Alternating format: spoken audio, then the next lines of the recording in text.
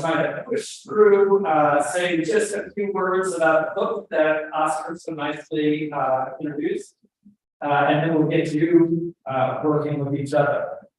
Before I get into all that, though, I need to thank Oscar Lee.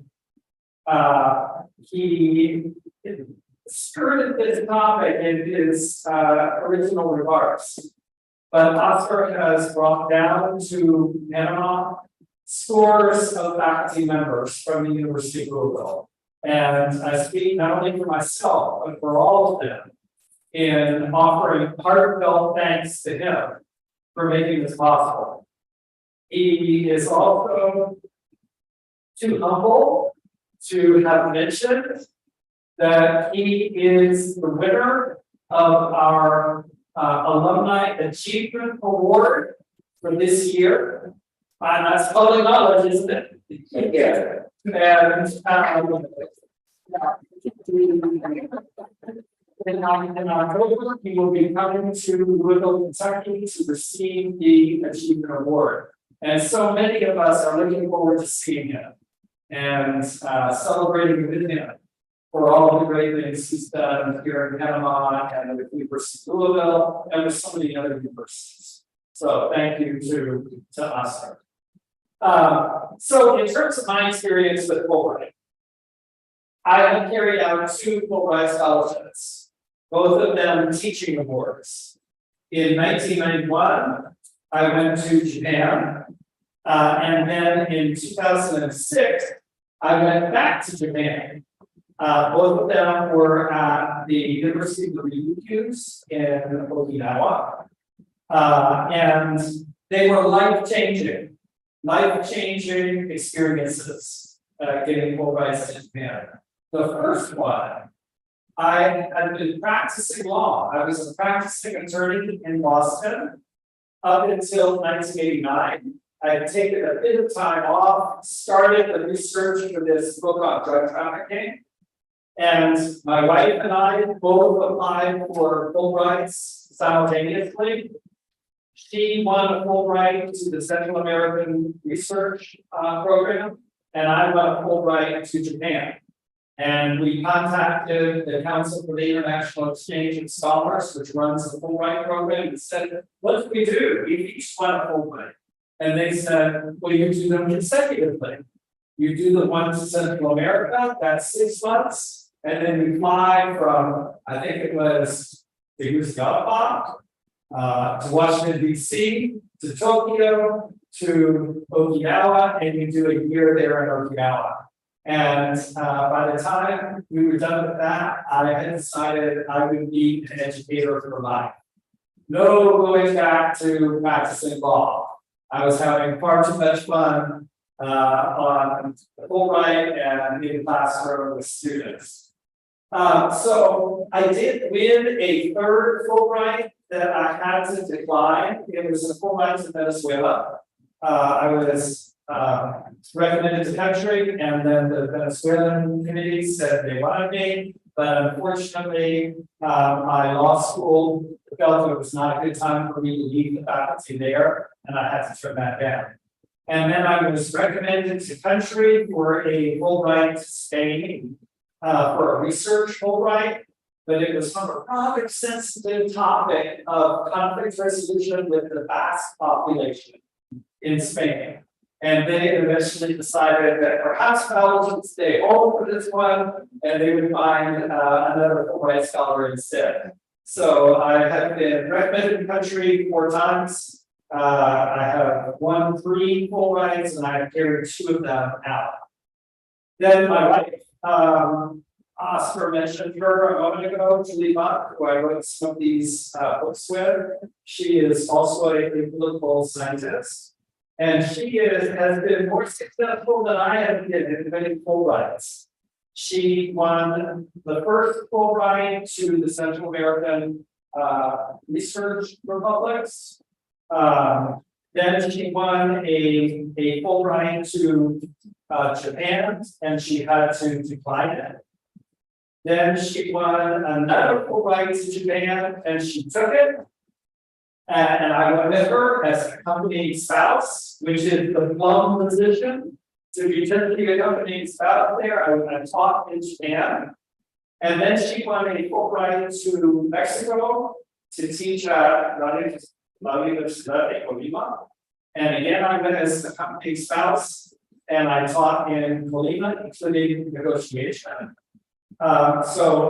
Ultimately, she has won Mexico, Japan, and Central America Fulbrights. So she has had 3, and I have had 2. And now, at some point in the upcoming years, I need to tie her and see if I can win one more. I have also served on about a dozen national review committees of scholars. I'll tell you about how the process works. About 9 of them have been for Fulbright scholarships or Warren scholarships. I think 2 Warrens and 7 Fulbrights in different years. And then 3 of them, I served on the Japanese committee selecting Fulbright scholars to come to the United States. So I have seen the program from lots of different angles. As a Fulbright scholar, as an applicant, on the review committees of scholars who are reading the applications, and then as an accompanying spouse on my wife's Fulbrights. The reason that Fulbright is so bad, let me give you just 3 or 4 reasons that you should have in mind. And this follows my experience. First, it is a chance to have an unparalleled academic or intellectual experience in a foreign country. I think all of you in here who have been Fulbrighters would resoundingly agree with that point. You immerse yourself in a different culture while teaching or conducting research. There's some of each. In my case, I was selected for the position in Japan, my first Fulbright scholarship there. I had never been in Asia. But what the Japanese university was looking for was someone to teach American studies in the College of Law. And they particularly wanted someone who had taught law and who had also practiced law. And I had done both. So I was fortunate enough to win the grant. But after I spent a year in Japan, I then traveled extensively around Asia. Taiwan, Thailand, Malaysia, Singapore, Indonesia, and then back across the Pacific. And when I got back to the United States, I was in Washington, D.C. teaching in a visiting position at Georgetown. And I learned that George Washington University had something called Program for International Studies in Asia, that was looking to have initial faculty exchanges with Vietnam. And I applied and was a member of this, I think it was the second group of American and other foreign countries, foreign nationals, to go to Vietnam and teach the department. The Ministry of Foreign Affairs has an institute called the Institute for International Relations. It's changed its name now to the Diplomatic Academy of Vietnam. And we went there and worked with mid-career diplomats and other government officials in Vietnam. So I did that once, and then they invited me back to do it again. I taught international law the first time, and I taught international organization the second time with a negotiation component. And then I was invited back to do a 3rd course just on negotiation skills for diplomats. I then was approached by the Program for International Studies in Asia about an opening they had to do something similar in the country of Laos, which had never had American academics teaching there. And I went to Laos and taught negotiation there on, I think, 3 different occasions. So my point is, My Fulbright scholarship opens up for me a door that never would have been opened otherwise. I had a background in Latin America. I had a background in American law and in international law. I had never set foot in Asia until I won that first Japanese Fulbright. And that opened the door to a long series of engagements teaching in Asia. Really a key part for me, a memorable part of my career, all came from that first Fulbright scholarship. A Fulbright is really special because it allows you to learn about different countries and different subjects by teaching abroad. I was at the College of Law and Letters at the University of Unidos, and they wanted courses in comparative law. I had practiced a little law in Japan. I had clients when I was at my law firm in Boston that were located in Japan, Taiwan, and so forth. But I was no expert in Japanese law or in comparative law. But that was part of what the College of Law wanted me to do.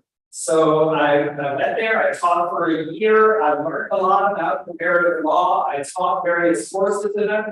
And when I came back, I wrote a book that Oscar mentioned called With Justice for All, The Nature of the American Legal System, which is a comparative view of how justice is administered in the United States compared to how it is administered in other countries, including Japan.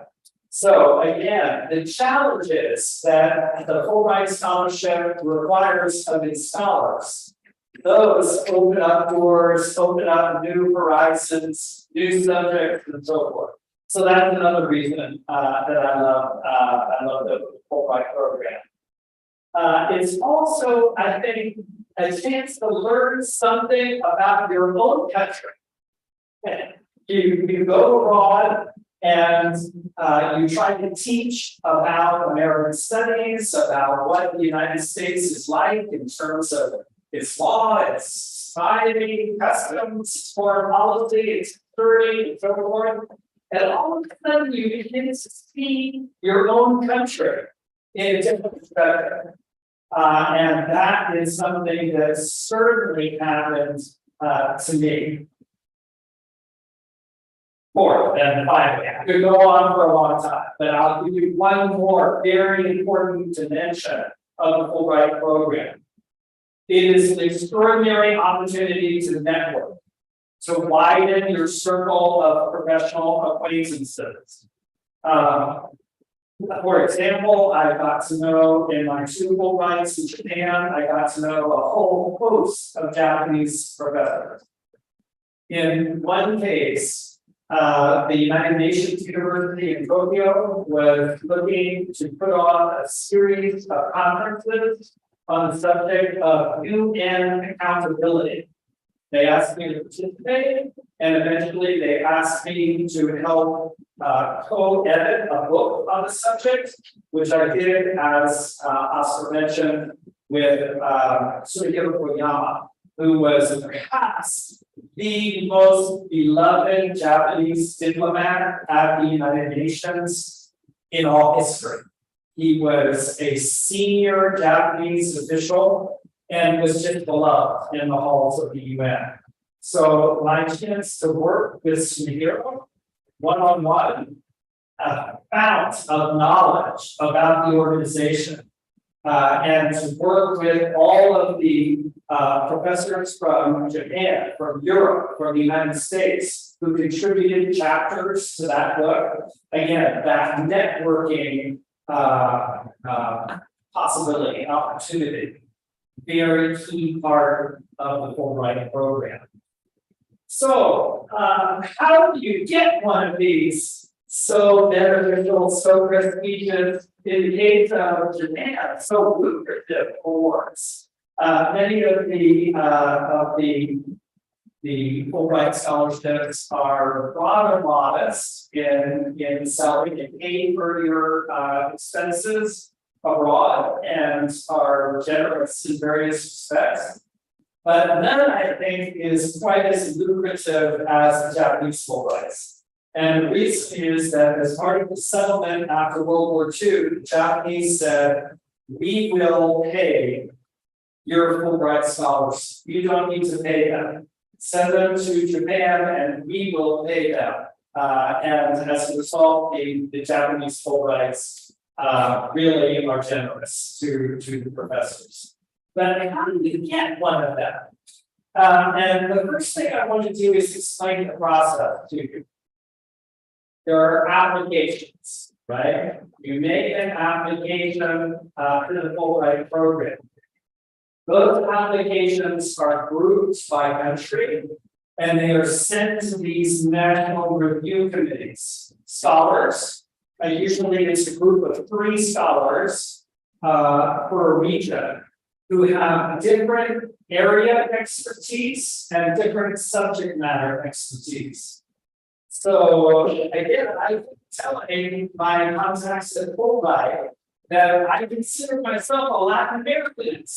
That I have grown up in what we talk about Korea. I have visited all of these Central American countries that I've been drug research.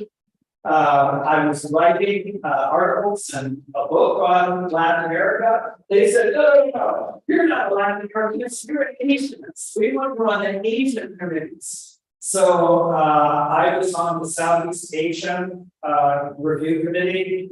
Time and time again, I was on the first committee to select the first group of scholars to go to Vietnam.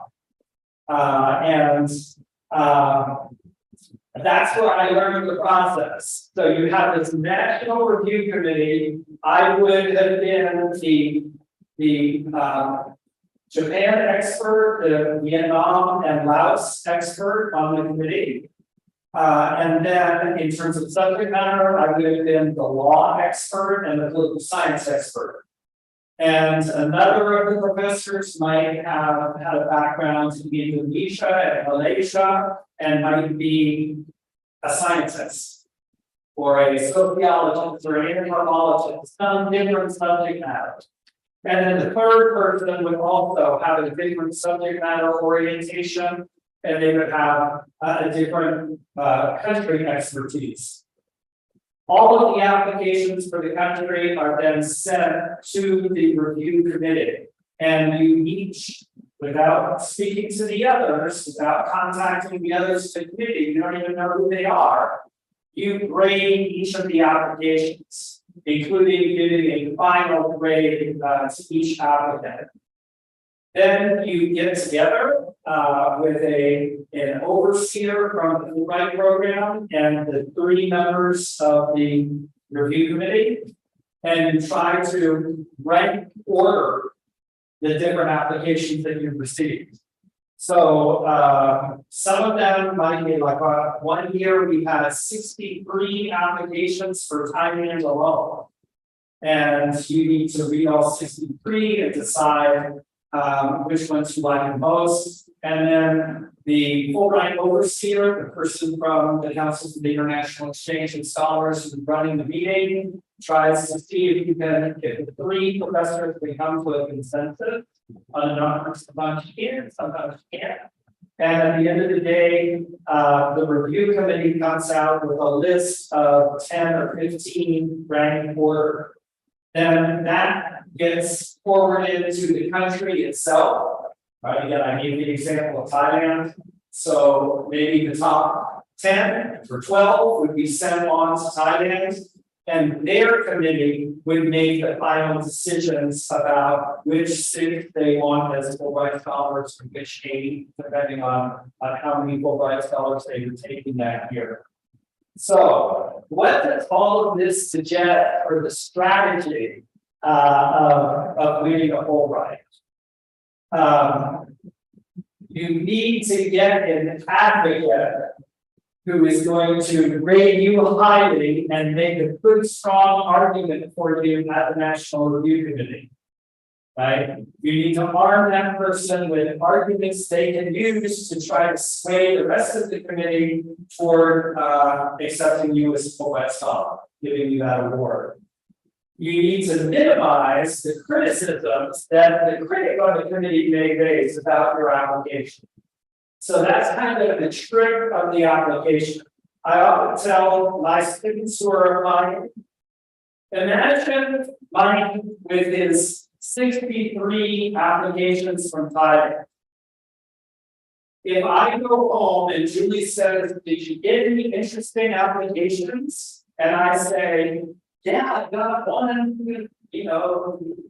who did these wonderful things or wants to do this research project.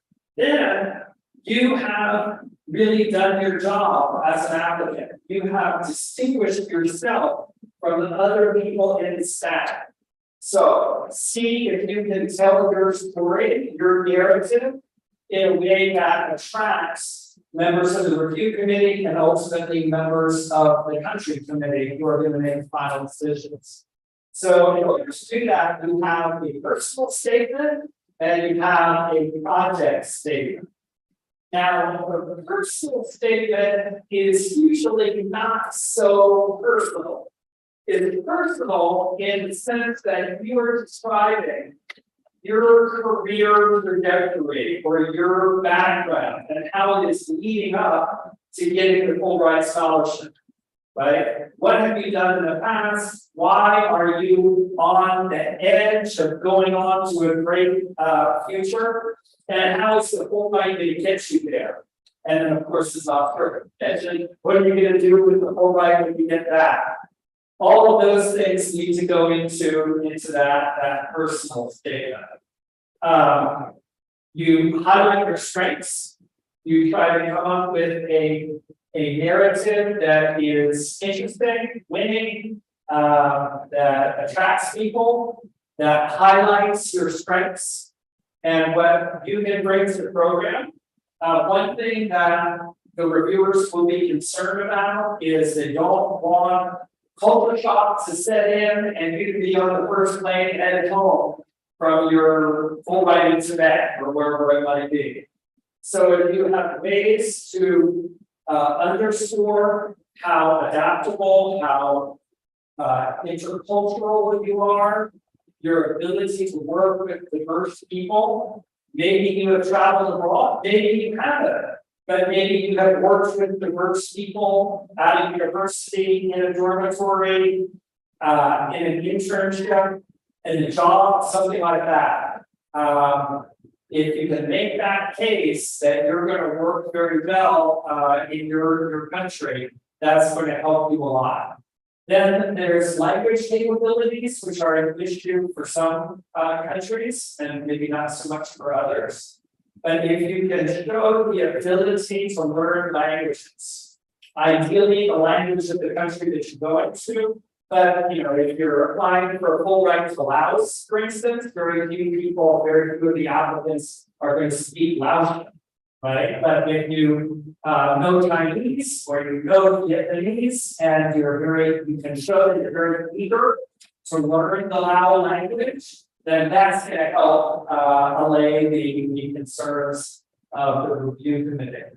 So you've got a personal statement, a project statement. Sometimes you have a language form.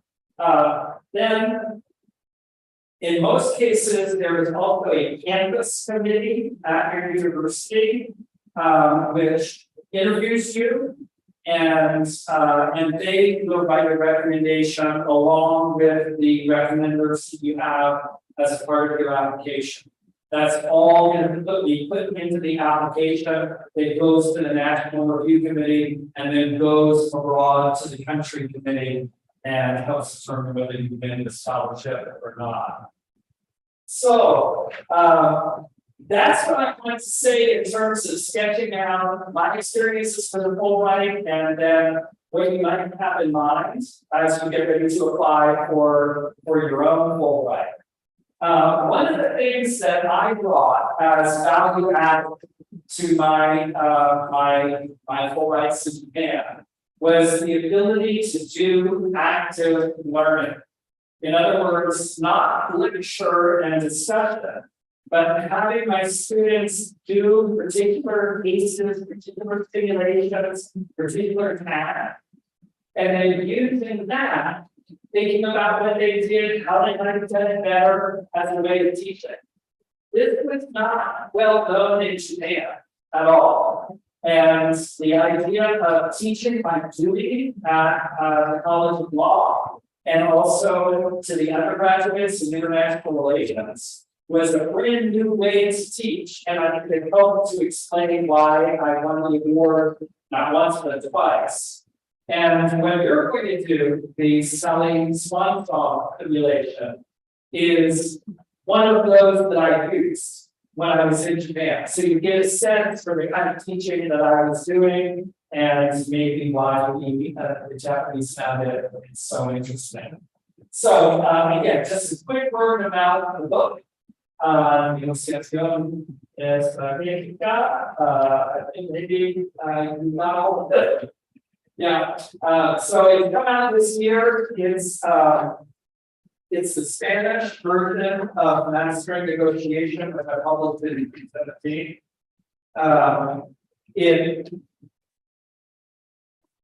You'll may be familiar with the best-selling book, Getting to Yes, Negotiating Agreement Without Giving In, by Roger Fisher, William Ury, and Bruce Patton. Roger Fisher was my professor in law school, and I used his book for years as I taught negotiation. I love the book, but it didn't quite suit me as a teaching book.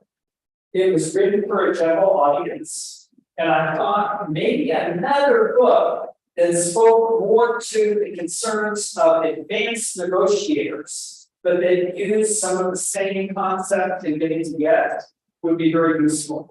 So that was the idea I had. I wanted to write a book on interest-based negotiation, principal negotiation, but I wanted to pitch it to a different audience. And that was mastering negotiation. And then when Oscar looked at it and thought maybe a Spanish version would be useful, that's what brought us to negotiation at the day.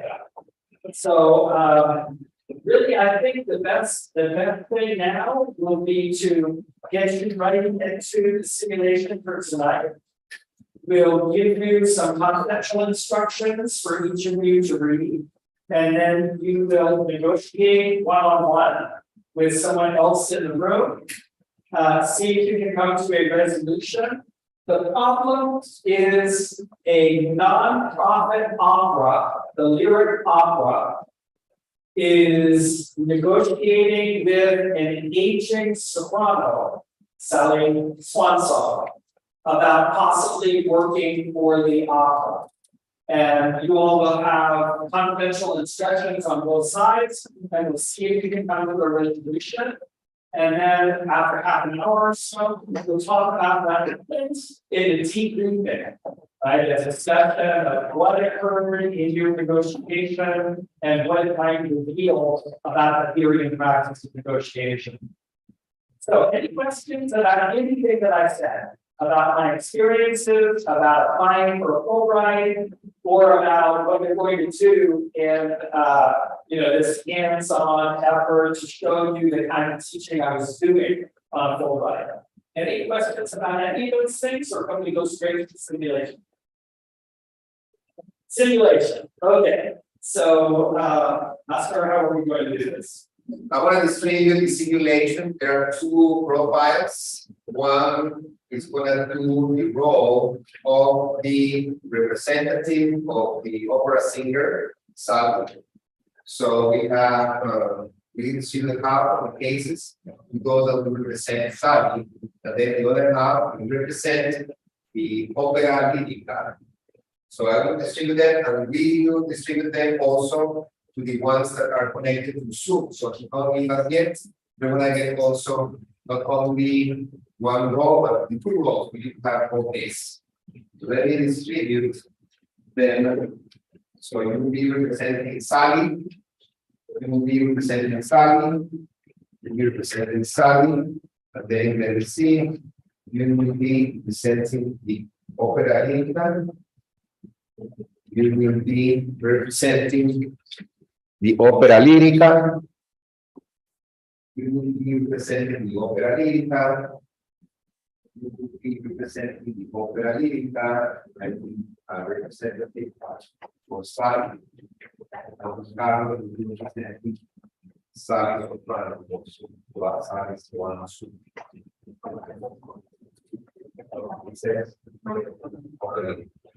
okay, so Dr. Pablo is going to tell us how many minutes we can take to read the case and then start negotiating. And I will distribute the cases also to the ones that are connected to Zoom. Hi everyone, in the Zoom session in the chat, we just sent you a new link. So you can move to the other link because we are not able to break the rooms from this one. So you have to move to the other one that I just sent in the Zoom chat. So people, hi, are you here?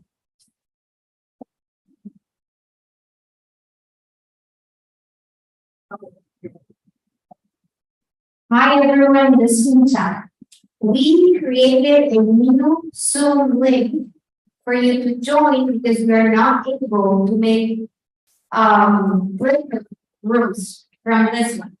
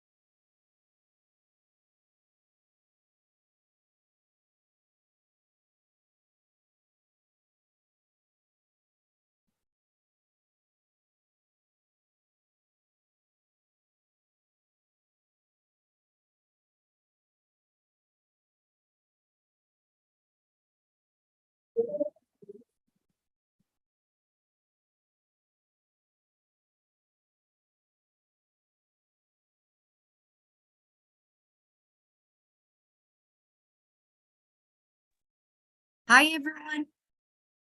Can you please join the Zoom link that I just sent you? All right.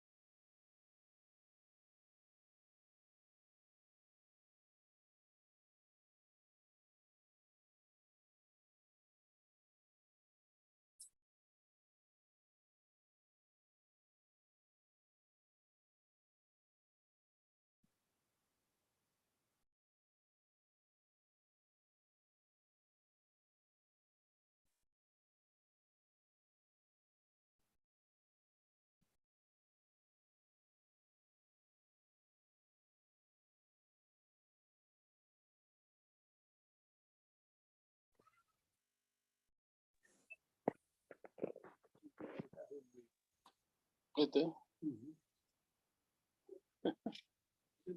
Muy temprano. La luz prendía. Luz prendía y eso no.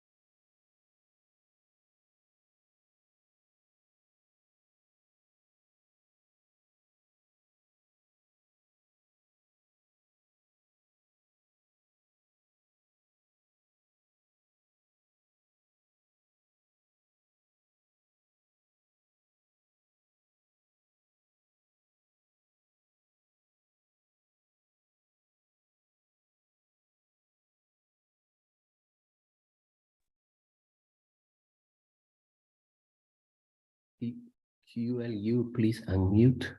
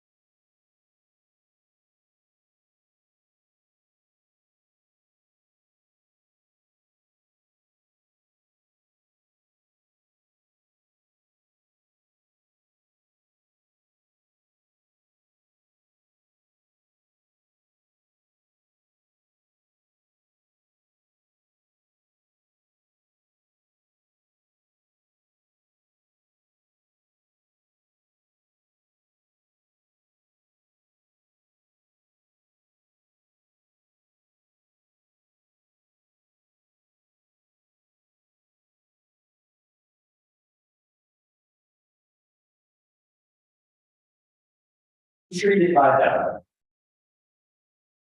Have a good working relationship, be treated with dignity, be treated respectfully. Why is that important to salary? I'm not, this is anything in your instructions. I'm kind of asking you to read between the lines. Here's a diva who wants to launch a comeback. She wants to perform this role very well. Why is a working relationship important to her? Everybody need it. I need like. Yeah, she had a good relationship with Lyric. She knows it's possible. She wants to perform at the highest level. She wanted to demonstrate also that she could do better, because some points she had the 85% of people in the show. Now she wants the 100. Okay, how about precedent? You know the word precedent, what I mean by that? What are Sally's interests with respect to precedent? She doesn't want to set a bad one, right? If she thinks for nothing, then when she gets the next role, they might say, oh, yeah, we'll give you a little offer here. Can you just think for their offer for nothing? So not setting a bad precedent, that's important to Sally as well. Now let's go over to Lyric. What's the word Lyric? What are their underlying concerns? Say again. They want to cancel that issue. They don't want to cancel the show. When is the show scheduled? Not even that. 3 weeks. Incredibly, this show is going on in 3 weeks, and they have no lead role. And you said they don't want to cancel it. What about swap? Why don't they want to cancel it? They're having issues with the revenue, like. Okay, they're not opera. Right. They need to continue to make money, right? They want to have a successful opera, which means good ticket sales, good reviews, right? So how do I celebrate for salary? What is their interest here? 4 years and because it's been longer, but for that time. There's been an inflation in salaries. Now you mentioned that salaries are people, they were worried about what time of the. What's the demand? They are over Maryland in a sense. They've got shows starting in 3 weeks and have to be in that. Their soprano is injured, right, ill. They needed a new soprano, and the only one they can find is Sally. And they want to pay her a reasonable salary, right? Something reasonable. Okay. They want the best available singer. How about those psychological things? Working relationship. What is Lyric's interest in the working relationship? They want someone with reputation, someone that is well known in the business. Yeah. And be able to. Someone who's going to do a good job, right? Someone who's going to sing this part and rescue the show. So they need a good working relationship with Sally as much as Sally needs a good working relationship with them, right? Okay, so they want to renew time with Sally. They want to get the role built. They don't want to establish a bad precedent, right? Same reasoning as for Sally. If they pay Sally some astronomical figure, the next time they put up an opera, and we paid Sally. Sally's song made so much money, so they're looking for something reasonable, right? Now, to negotiate skillfully is not enough simply to list the interests. We have to think a bit about their priority. What is most important to each side, and what is maybe of lesser importance. And you've already said, maybe in Sally's case, what's most important is her comeback, and exactly what her salary is, maybe important but of lesser importance, right? And she even said as much to her agent. How about for Lyric? Given the situation they're in, what's most important to Lyric? Again, you kind of We kind of said this, right? I think it's to give presence with the industry. We need to put on the show, we need to keep our presence within the opera industry, Give it the budget. That- keep within budget, okay, excellent. So before we move on. Let me make some points about interests, that first key dimension of principal negotiation. When you start to negotiate, you should aim to satisfy your interests as well and as thoroughly as possible. And that usually means you'll need to make sure the other side understands your important concerns. And then the trick is to get them engaged in helping you meet your interests.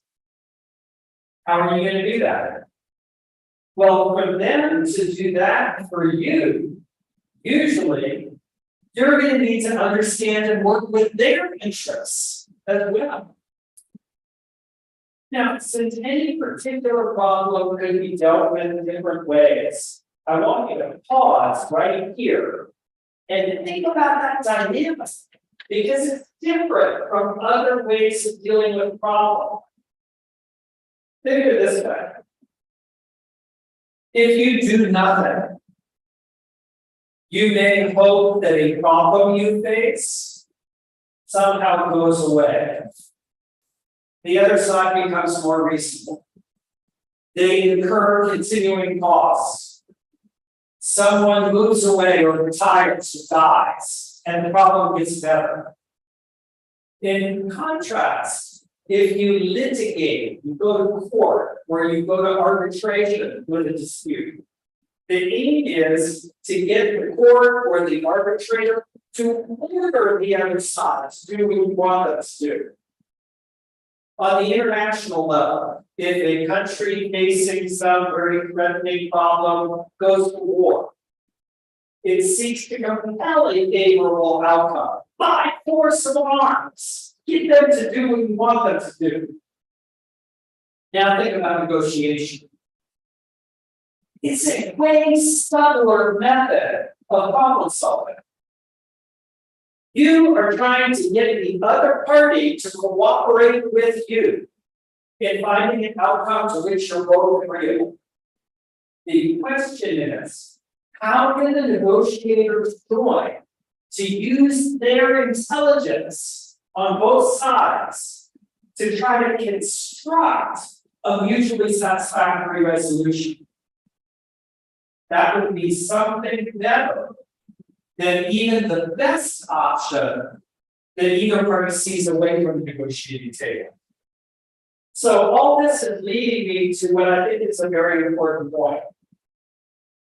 As you negotiate, you need to be alert for, spend a good deal of time probing for this other side. The interests of the other side are important to you. Think of it this way. A debater looks to construct a strong argument in favor of his or her position. A negotiator looks to join with the other side to arrange a resolution both sides like. And the parties end up accepting the deal because the proposed agreement satisfies their interests better than turning it down would. That's why to succeed in an advanced, challenging negotiation, you need to be especially concerned about their interests as well as your own. Now, sometimes the other side will come right out and declare some of their interests, some of their hopes, some of their underlying worries. They'll answer your questions sometimes, frankly reveal some interests. Not always, but often. Negotiators in a difficult advanced negotiation, perhaps who are proceeding by principal negotiation methods, and be hiding their interests from the other side. On the contrary, they may want their interests to come alive for the other side, so they really see what it's driving them. So, a room full of highly intelligent lawyers, or diplomats, or business executives can often make great progress toward a negotiated resolution by having a sophisticated general discussion of everyone's interests. And the reason that working on interests together this way is so important is that the interests of the different sides can serve as the building block for the agreement, right? Building a structure that you both like, so you're both going to accept it. And again, your aim for that final resolution is to have it satisfy your own interests really well. But also, you want it to satisfy their interests well enough that they'll go along with it. So, in a very real sense, then, your job as a negotiator is not simply to attend to your own concerns, but you also need to some extent to concern yourself with what is important to them. Satisfy the other side's interests where you can or where you must, so they're motivated to agree as well. So, the point I'm leading to here, as a matter of negotiation theory, the chief reason that you look for ways to serve the other side's interests, it's not to get them to like you. It's not to show that you're really broad-minded and flexible. It's not even to help your bid to get it into heaven as a good person. Instead, as a matter of negotiation theory, you need their interests in order to give them good, sensible reasons to meet your interests. In many, many advanced negotiations, that is the very essence of how to work out a deal that you both accept. So think about Lyric and Sally. Lyric and Sally agreed to a contract here. Not because Lyric out-argued Sally, or Sally out-debated Lyric. Not because one twisted the arm of the other, or one cleverly tricked the other, or one succeeds in threatening the other. No. The deal met the key interests of both sides. That's why they both agreed to it.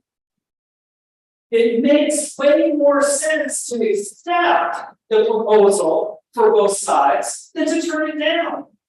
Way more sense. So that's the essence of interest-based negotiation.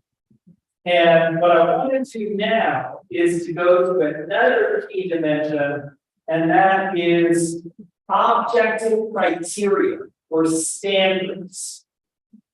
My next point starts from the premise that people often don't want to yield to someone else because of the demand that that person has made them. Right? Maybe it's human nature. We don't like people demanding things of us. And when they do, our minds often reflexively turn to resisting the demand. You demanded of me, I come up with a reason I can't possibly do that. We all tend to feel better about an agreement that is supported by a neutral standard, something beyond the willpower of the two sides. So go back to Sally and Lyric, and let me reveal something now from the confidential instructions of both sides. In fact, Sally is willing to work for the opera almost for free if she has to. In fact, Lyric Opera is willing to pay up to $45,000 to sign that. So negotiation column would say, we have a very large zone of possible agreement. If I went around the room and said, what did you agree to? Could be anywhere from 0 to 45,000 in terms of salary, right? Now, within that zone, of course, the opera would like to pay as little as possible. Sally would like to earn as much as possible. But you all said, when we analyzed interests, both sides wanted a reasonable figure. So my question for you is this. What standards might the negotiators look to here, might they propose to one another that could help to bring about an agreement? Okay, not Lyric wants to pay 5,000, not Sally wants 60,000 or 40,000 or whatever. Not what they want, not their demands, but some objectively valid criteria that both sides might ultimately say that's pretty fair. Any ideas? What do you think of here? Yeah. They mentioned that they, the principal role, the non of the secondary role. Perfect, right? So one possible salary would be what Lyric is already paying secondary role times 2. Because you always pay the lead about twice what you pay the secondary. That would come to a salary of $25,000. How about another objective criteria? Anyone see one? How about what Lyric would have paid the singer who got sick, Renata Rising Star? Hey Sally, what are you going to pay your mom? Here's the thing. That comes to $30,000. How about inflation in opera salaries? Let's throw that in. When Lyric paid last year's lead in Norma, plus 25% for inflation, that comes to $31,250. Okay. How about when Lyric paid someone the last time she performed for them? Granted, in a secondary role, but multiply it by 2 because she's now only 25,000. Okay, let me ask you this. Let's say we have those 4 criteria. And let's say now you're not a negotiator, you're an arbitrator. You understand? Both sides have come to you and they have said, you set the salary. We agree in advance. Sally will play the role for whatever you designate as the correct salary. You're a fair-minded person, you think about it as the arbitrator, you decide and will agree to it. But you have only 4 alternatives. When they were paying last year's lead in Norma plus 25% for inflation, 31,250. When Lyric would have paid the singer who got sick, Renata Rising Star at 30,000, or the 225,000. When Lyric is paying secondary role times 2. So tell me, not as a negotiator now, as an arbitrator, you have those 3 or 4 options, and you have to pick one. Which is the fair one that you're going to pick? It could be different. There's no right answer here. What looks fair to you? Which graph now here? Thoughts? Same job, same salary. Same job, same salary. But here, what if they singer who got sick? I like that. That's 30,000. Anybody come up with a different answer? Also 25, I got an agreement for cost saving, it's the other. Yeah, 25,000. So do you see what we've done there? We've taken the central term, right? What is the salary? Salary is going to earn. And from a range of 0 to 45,000, we brought it down to 25,000 to 30,000. Well, that is a much more appropriate difference in views that we can bridge in an outcome, okay? And that takes me along to creative options. Okay. What I'm getting at here is, once you have talked through some objective criteria, you've gotten down to a reasonable difference. You may need to do something creative to reach a deal. So in this phase of the negotiation, we're focusing on good ideas, right? Some of them might be aimed at joint gains, things that capitalize on shared interests, or interests that mesh or dovetail, leading to ideas that help both parties somehow. Others might focus on different strengths of feeling. It's very important to selling, it's not so important to living, or vice versa, right? So, help me now. Can you see, and did you negotiate some things that might fall under the heading a creative option?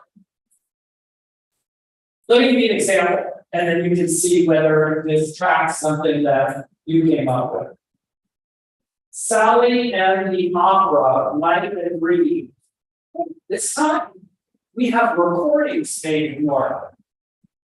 We then look to find a recording company to market a CD, and we split the profits.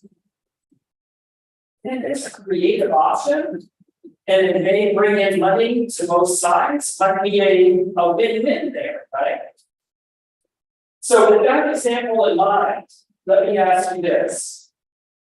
What would be an interesting and effective creative option to reward Sally if she does an excellent job in your role? How can we reward her? What provision could we write into the contract? Anyone see one yet? Here, Sally being over an extra 3,000 in the event that she, the turnout is as good as the dealer expects. Yeah, and this dealer expects 80%, right, is the break even, so maybe you can go with 80 or 85%. Otherwise, get only 25,000, if the turnout is what they expect, then she. Okay. Another possibility, the percentage of the gain over the average of the last 5 operas Lyric put on. Okay, maybe that's 82%, maybe it's 78%, right? Not what Lyric wants in order to break even, but what their track record is. Okay, there's another way to possibly reward Sally if she does a great job. Yeah. 27, 25. Yeah. And then in 1 month, the first month, because you have to say that like movie theaters, everybody goes to the first month. And if she gets the 85% of the people to 100%, she will get an amount extra. Yes, how much? We don't have it. Yeah, No, rest my case, and like, well, first month is like the normal, like 25,000. Also, we will take advantage of popularity, selling in the social media. So we have been like a joint venture production, it's selling. So we have to do well. Let's say that we represent Sally.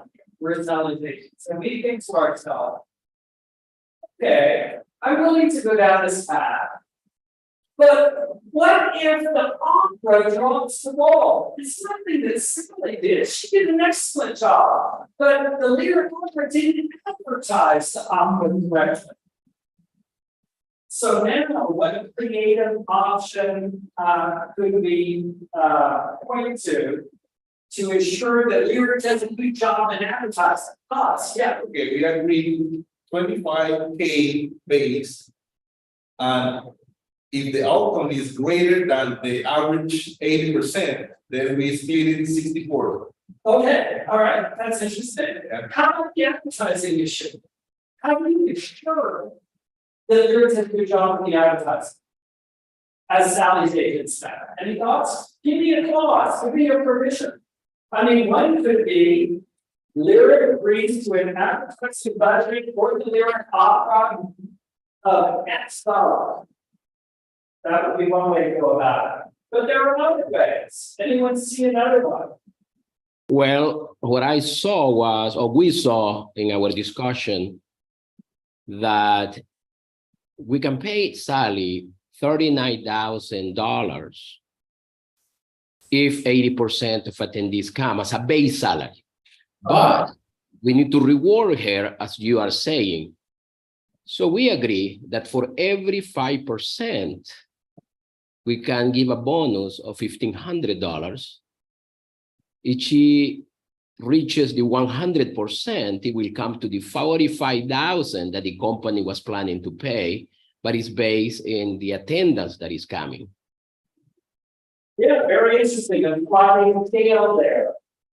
So what if you're very close, or somewhere, let's say between 1,000 and 30,000 on salary, maybe you have a sliding scale, as that group did, and you decide, you know, I need a little sweetener to bring Sally on board. Any ideas? A perquisite, something Sally would like, and it might be the last thing, right? You say, let me give you an example. We'll offer $28,000. And we will hire the best makeup artist in the city to work with Sally. Okay, that is speaking to someone's Sally's interest. How she wants to look, how she wants to project herself, her comeback, the reputation she has within the industry. Say, deal with it. Okay. Now give me some others. Give me some other ideas. You what did Dina's like? Big star on the door, right? Chauffeur-driven limos to drive them up to the stage. I don't know any Divas, but I'm trying to think, right? Maybe you post someone in the front row opening night to throw roses at Sally, right? A diva might like that. Any other thoughts? Things like that.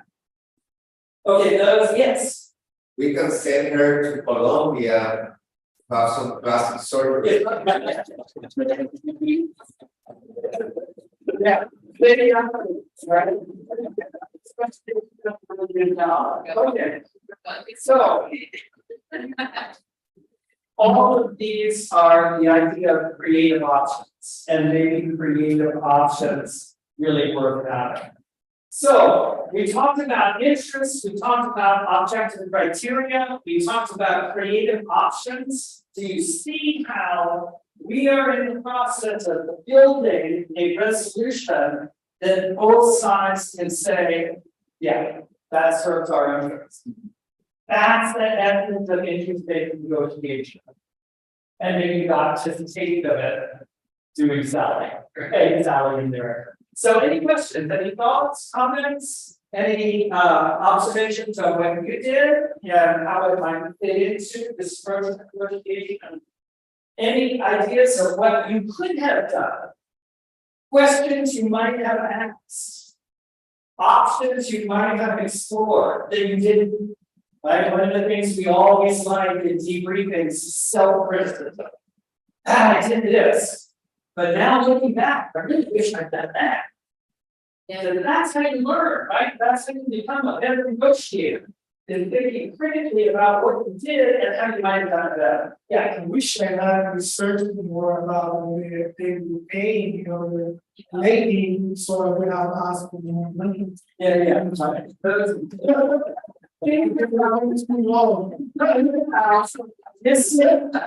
Missing information, right?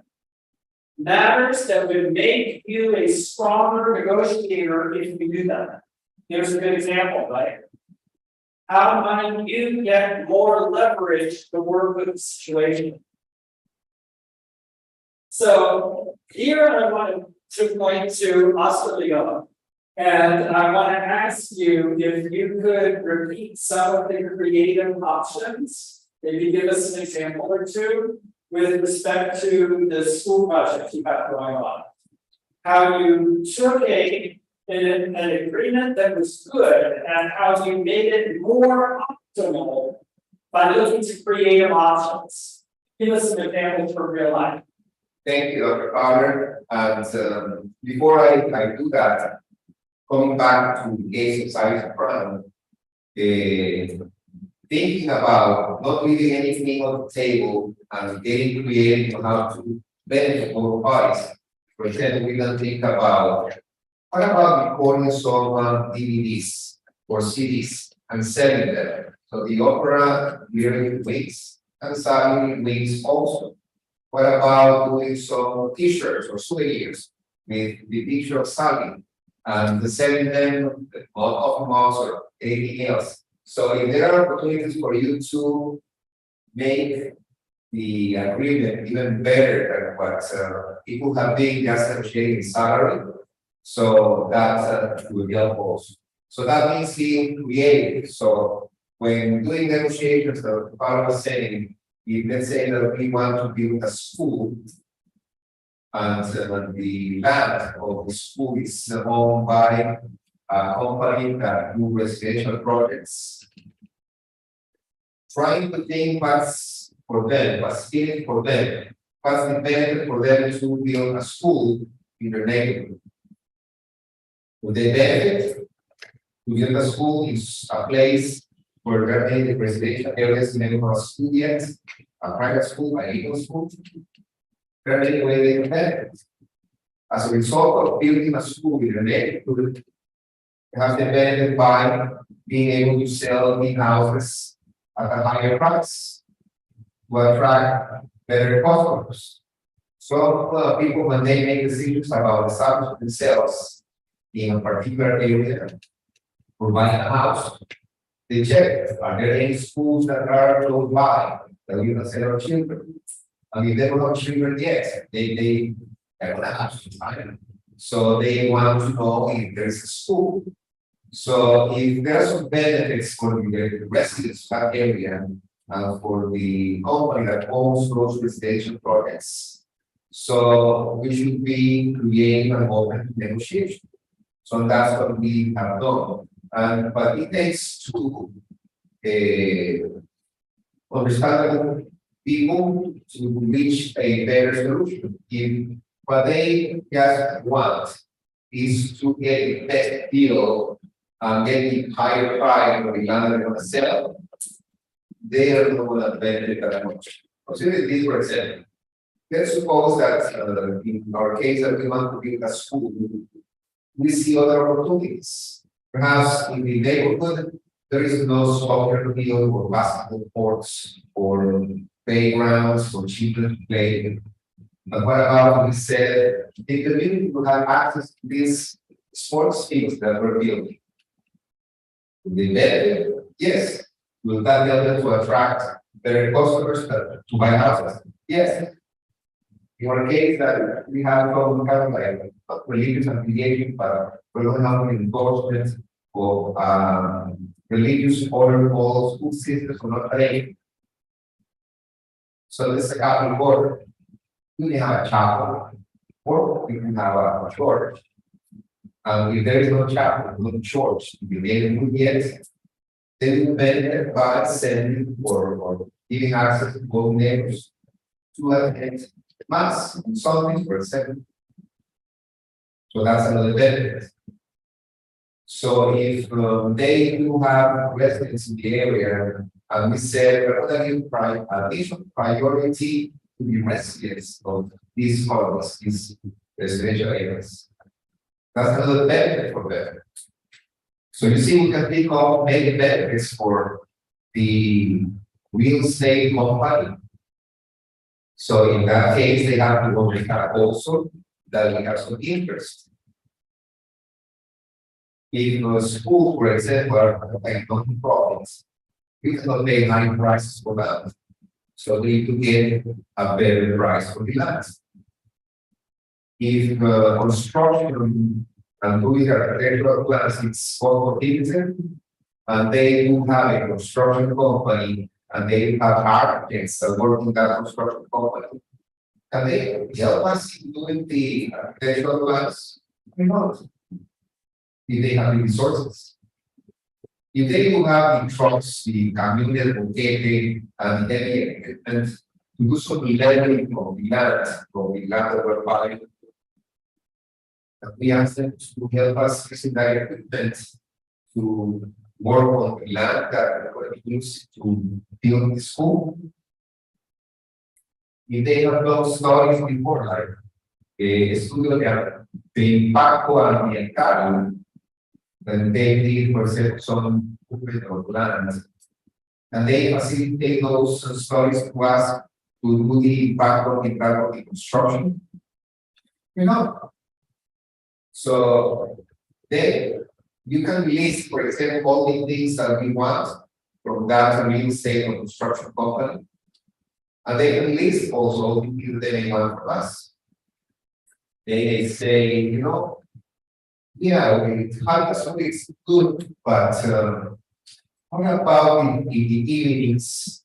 You teach some technical courses or programs because there are many people that do not have employment in the area and they would benefit by you technical degrees. So what's the benefit for them? Some of the family members of those residential areas get a job, they'll be able also to buy more houses or to continue paying for the house they are buying. Or if they, for example, they see that our school is bilingual, but in the community know that they speak English. So they say, what about bringing English courses in the evening? So we can increase the level of the community, and the higher the level of the community, the more people that can afford to pay for those houses they can attract. So there are lots of benefits, there are lots of ideas and great ideas that you can play with mind, and that's why we call it negociación estratégica. That means that before you sit down with somebody, you have to sit down and think what is on the table and all the options, all the alternatives, all the creative things that you can put on the table. And that's what we've done. We're thankful to the company that is allowing us to be there in that house. Look for us in Paseo, in Panamá Norte, in Panamá Norte, Ciudad del Lago, where we have North Marine Academy established there in the land. That is about 30,000 square meters. But we just purchased to casa. We thank them for all the understanding that they have had with us, but they have to reach a negotiation deal that will be beneficial for them, for us, and for the community. So everybody wins. That's the objective of negociación estratégica. So the point that I would emphasize here is if Oscar had been positional bargaining with the developer, he might have said, I can't pay more than, put a hypothetical number in, 200,000. And the developer might say, I need 400,000. And they would argue with each other in the tug of war to try to get to some number that they both could live with. Instead, Oscar looked at the interests. What are the interests of his side, the school, and so forth? What are the interests of the community and developer? And then remember I said the interests are the building blocks. And Oscar laid out how he built this much more complicated structure and got an agreement from both sides, right? Perfect example of just what we were talking about earlier. So do you present the benefits when you are doing the negotiation, or like you need a proposal or something like that? Yeah, I did during the negotiation. And while I said to you that maybe a simple negotiation is more conducive to positional bargaining than a complicated one. Okay, Oscar mentioned in his introduction that I taught on Spencer T. So I have all these students, college students, who are going from country to country as tourists when the ship comes into port. And I was teaching the negotiation. And they said, oh, we come in support and we don't know what a taxi cab would cost. And we don't have any ways of bargain with the taxi cab driver. And we just get taken again and again. And I said, well, think about the interests of the taxi driver. There can be one ride, or there can be multiple rides over the 5 days you're in court. There can be a short run from the place to ship dogs to the bank. Or there can be a tourist journey around the country, right? You're going in and out of what you call duty-free shops in the different ports and airports. You have all of these things, watches and shirts and so forth. And maybe those would be worth a lot to the taxi driver. So think about their interests, think about your interests, and try to build that resolution, right? It's not a one-shot deal. $5 or $20 for the trip across town. It's let's build a relationship with each other. If you take us, we will recommend you to other students. When we are driving around the countryside, we'll go to you. Right? That's a very simple scenario, but it shows how adaptable interfaith negotiation is to different sets of circumstances. And the hope is that you all can begin working interfaith negotiation into your own lives. Private negotiations, personal things, or into your business, your career, like you're doing to earn money. And this book, the pitch we've been making, this book will help you to figure out ways to use interest-based negotiation in lots of different sets of circumstances. So thank you for your attention.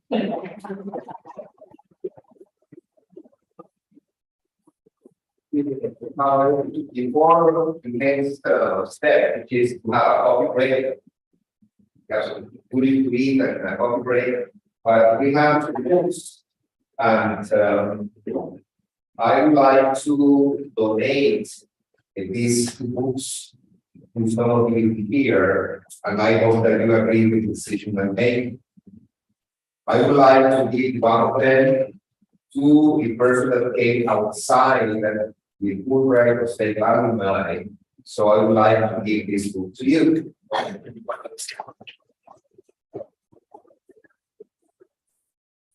would like the power to donate this book to the president of the Fulbright Association of Panama, Harold.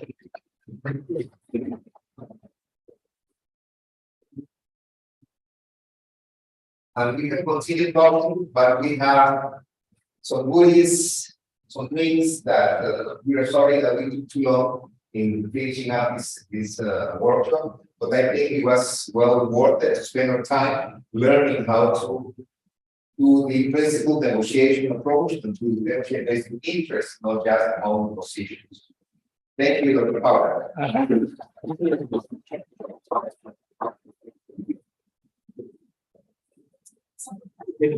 Acá en el pasillo tenemos un refrigerio.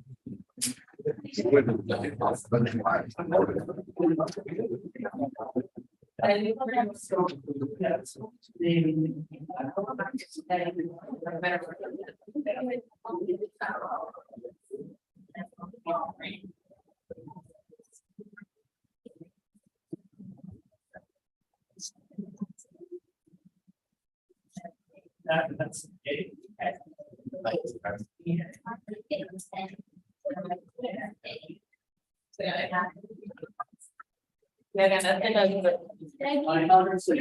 It's it's very unusual. Yeah. Yeah, you share having things there. And you're there. Yeah.